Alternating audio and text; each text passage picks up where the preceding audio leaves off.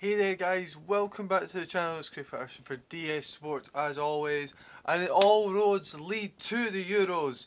Scotland are going back to a major tournament for the first time in 22 years. I know it's been a week since that game happened, but it's been just trying to collect my thoughts. It's been, I've had things to do over the weekend, I've had a few days off to myself, just try to embrace that and take in what was a magnificent night in Belgrade last Thursday night. What a brilliant game it was. A brilliant performance from Steve Clark's boys, and a very big congratulations to them.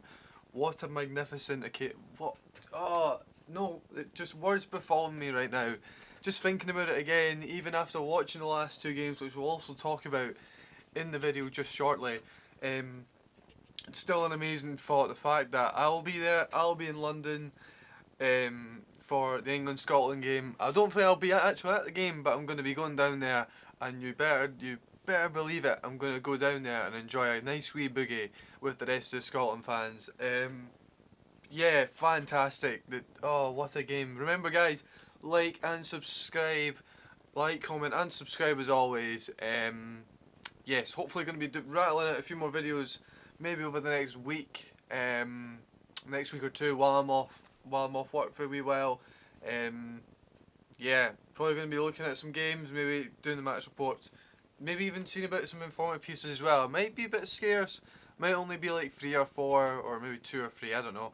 We'll wait and see guys. I know it has been a while, but yeah, going back to what I was talking about, magnificent. What a brilliant night it was. What an absolutely brilliant night. Brilliant performance. Ryan Christie's goal in just before the hour mark, just after the half-time interval. Brilliant goal. A thoroughly deserved goal as well. We were on top of the game, there's absolutely no doubt about that. Serbia didn't really offer a huge amount. And as a result, Ryan Christie, brilliant goal. Great interception by Callum McGregor, played a really great game. And yeah, brilliant finish from Ryan Christie. Sent me into hysteria at that point. And then the nerves started settling in the last 10 minutes or so. And then a kind of typical Scotland fashion, giving it all away, thanks to as a Luka Jovic header. Just agonisingly sailed past David Marshall into the top corner. And extra time was there, and we kind of all looked at.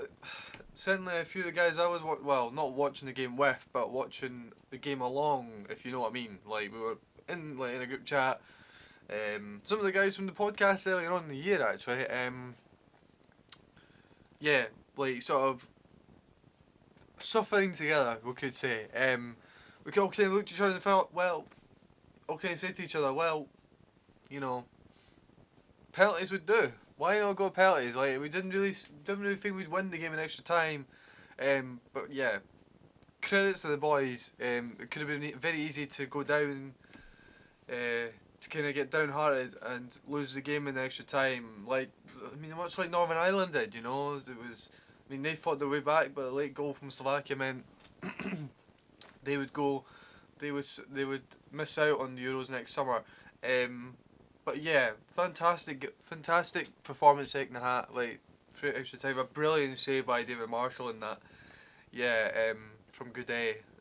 A brilliant save. And yeah, an even better save from Alexander Mitrovic in the penalty. 5 brilliant penalties from the Scottish boys, by the way, as it was against Israel. Brilliant penalties. Credit to the boys for stepping up. Because you miss a penalty then, you're arguably going to get slated by the nation for missing out at this point.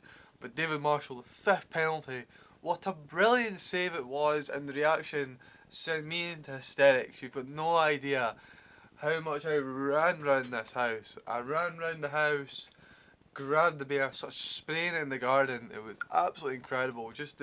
I was absolutely buzzing off of it. Absolutely buzzing. And we're actually going to Euros. We're actually going to a major tournament. It's absolutely incredible. Just no words at the moment. But for a minute, it is a bit bittersweet, this whole international break. We did suffer 2 defeats since then, and 2 arguably not so great performances.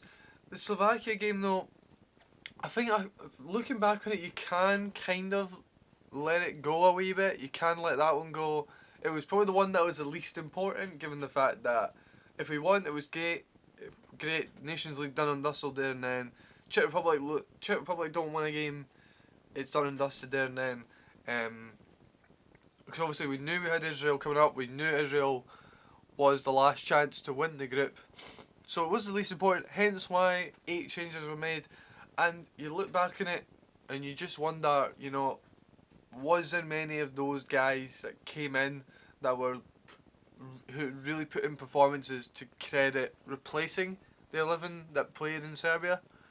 Because at the moment, the 11 played in Serbia was probably going to be the team that plays on the 14th of June next summer against Czech Republic at Hampden Park. I don't know. The Slovakia game was a bit. I don't really know. It's like I think we were pretty good actually. Like on the ball, we were a lot better.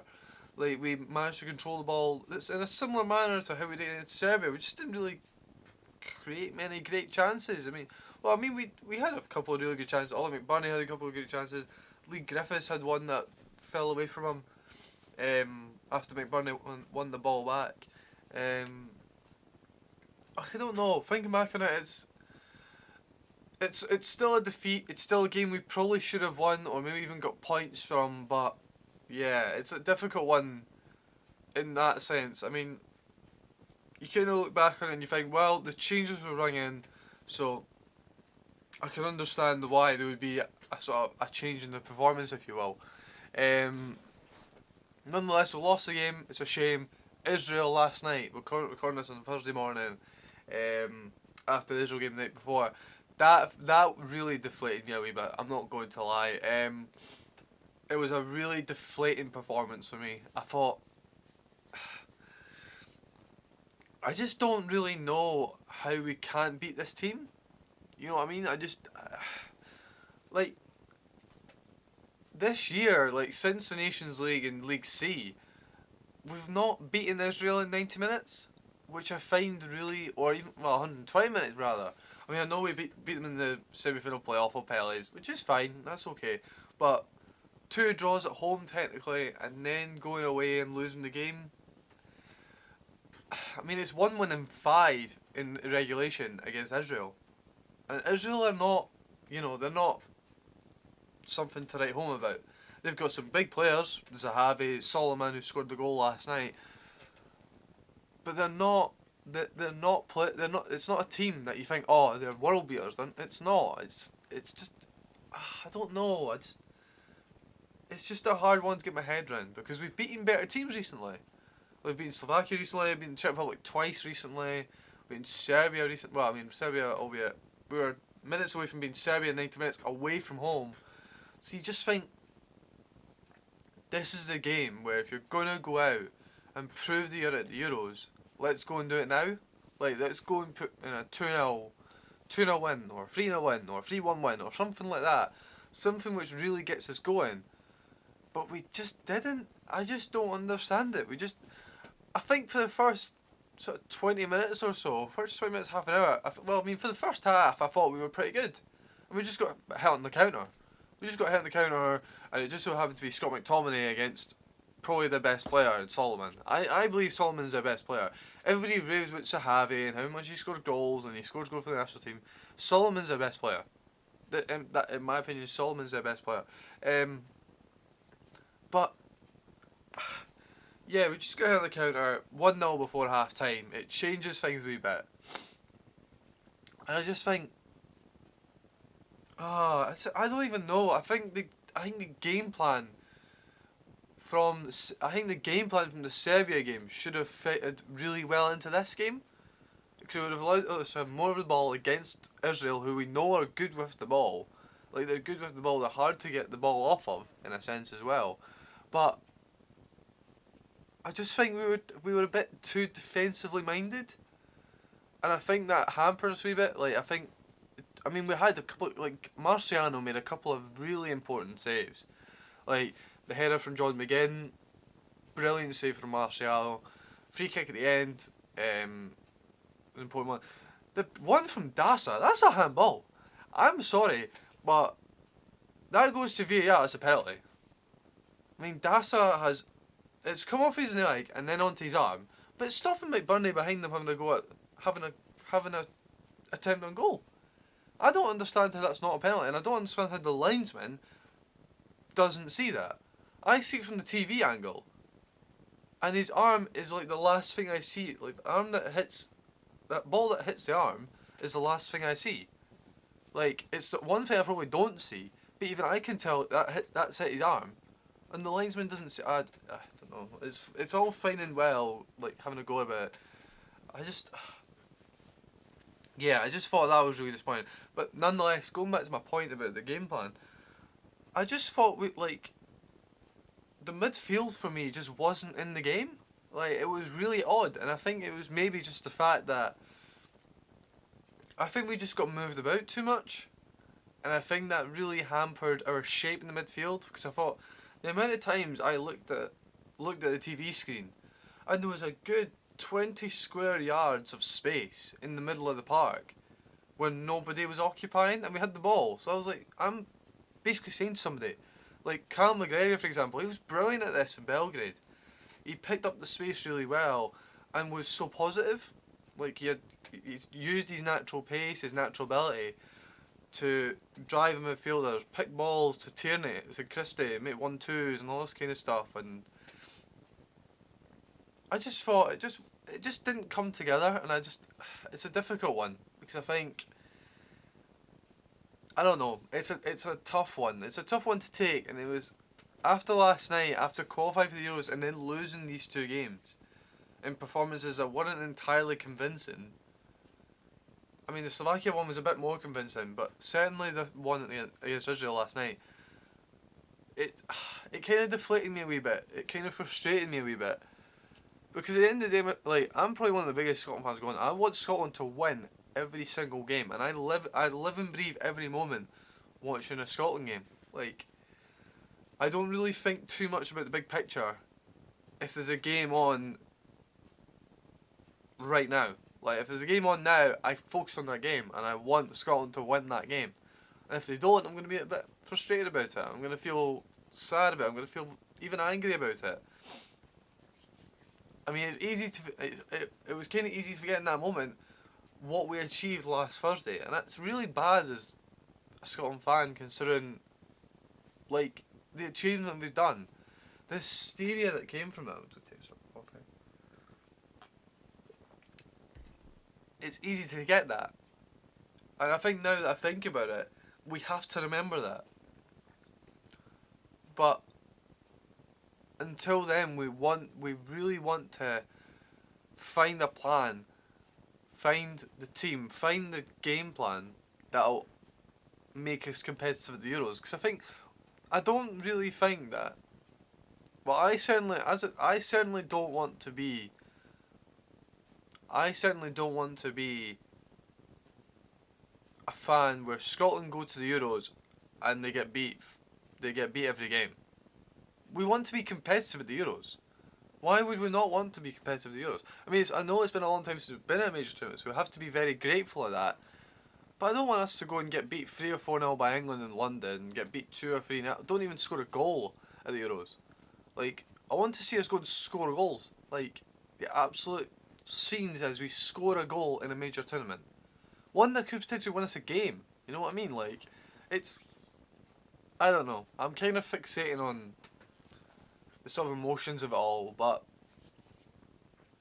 yeah, I think I just want us to be competitive with the Euros, and I want us to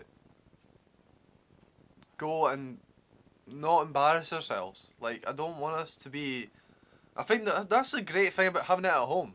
Like, I think that's the great thing about having the Euros at home. Like, we're going to be playing Czech Republic and Croatia at Hampden. It's going to be a mental occasion. There's no doubt, if the rules will allow and all this kind of stuff, that I'll be going to Glasgow for those 2 games. And we're going to be going to a pub, we're going to be going into the fan zone parks, or whatever we'll be allowed to do. We're going to be going there, we're going to be drinking, it's going to be absolutely incredible. It's going to be the most incredible experience ever, seeing Scotland at a major tournament once again. So, yeah, that's it until March though.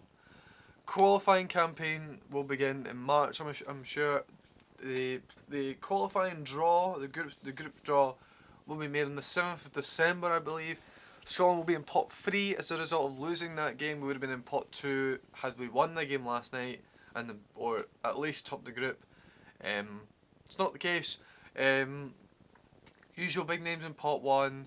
Probably the most favourable ones in there are maybe Denmark, for example. Probably the one that you would take off the top of the sheet. Pot 2 is the usual sort of Midland nation. I think Wales are in there as well. After they beat Finland last night. So Wales are in there. Scotland obviously in pot 3. Israel in pot 4, along with the usual sort of teams like North Macedonia, Luxembourg in there, probably a favourable one. And then so it'll be 5 groups of 5, 5 groups of 6, and obviously the results against the 6th place team will be nullified and voided when it comes to the final standings in determining the runners up, especially for the playoff system. And obviously a win last night would have meant we would have probably been guaranteed a playoff for the World Cup in 2022, but obviously that wasn't to be. We now have to come second to go and do that, or possibly even win the group. Who knows? We'll come back to that on probably the 8th of December once that draws come out. We'll probably have a wee video on that and the aftermath of it. That's kind of about it, guys. 2 defeats following an incredible night in Belgrade. Let's not forget about that, guys. I'm gonna really try and not forget that last bit that we did. We achieved that night. The hysteria. I know over 2 million people watched it in Scotland. That's just incredible. It's absolutely fascinating. Until the next one, guys, until we get back to the usual match reports over the next few days, thank you very much for watching the video. I promise I won't be an eternal pessimist for the entirety of the next 8 months until the Euros come along, or however long it is. Let's just try and not do that. Let's focus on the night in Belgrade. Celebrate that. Celebrate it, and remember, we're going to a major tournament again. Until the next one, guys, thank you very much for watching. Don't forget to like the video, comment your own emotions. Comment your own emotions on the Scotland performances over the last few days, and the fact we're going to a major tournament again. We're going to the Euros. We're going to our own party. It's going to be great. Let's enjoy it. Subscribe as well to the channel for more match reports and for more Scotland national team videos in the future. Until then, guys, thank you very much. We'll see you guys very soon. Take care.